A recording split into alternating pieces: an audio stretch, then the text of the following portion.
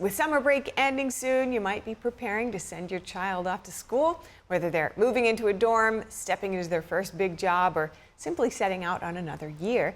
Having a solid footing when it comes to personal finances can be an asset for life.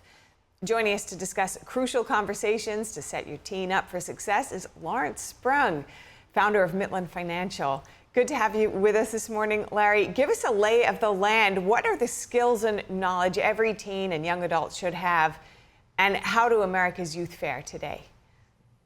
Yeah, so I think one of the most important factors that our youth need to have today, especially as they embark on their college or their first jobs in the job employment market, are their financial, acumen. Because ultimately, the skills they learn early on will be something they take with them forever. And if they end up in a precarious position early on, it's harder and harder to get acclimated and back on track. So what you really want to do is make sure that you get that money confidence in place right off the bat, and you put your young one, your child, in the best position they possibly can be as they enter this new world. And I want to go into the various aspects of this, but let's start with budgeting.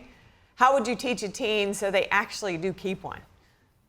Yeah, so I think what you want to do is make it as easy as possible, simple, but you also want to get them to understand the importance of having a budget. So show them how to create a simple student budget: tuition, food, housing, and keep in mind, include money that they're going to use on things that they enjoy as well.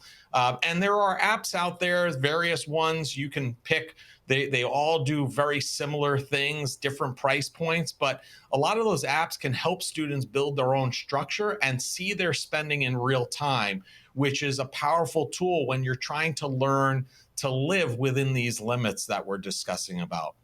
Yeah, a budget can be a really empowering thing, and I think especially in one's youth, framing it in such a way that it shows them they can achieve something with it. It's not just all about restrictions is a great way to start.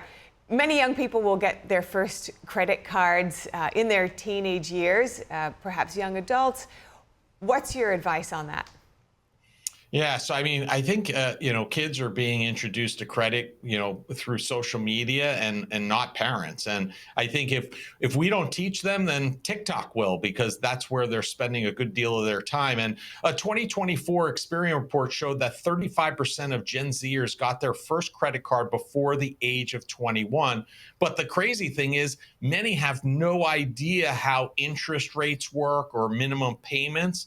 So you want to make sure that they understand the credit limits, understand paying in full to not pay interest to the credit card company, impact of late payments. And, you want to do this in a way that's empowering and not intimidating. And one tip that we've provided our boys with, who both had credit cards before the age of 21, is they don't have to wait till the end of the month to pay their bill.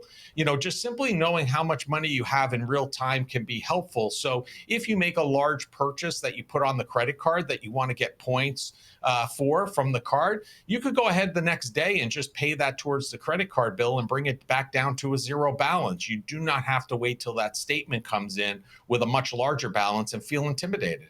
And part of this is, the benefit is even just getting in the habit of tracking expenditures can be a really important habit to be in for life. So they're becoming more independent, and especially if they're in college, you might not hear from them as often. But, your children may still need you, especially in an emergency. So how can a parent best prepare for that kind of situation?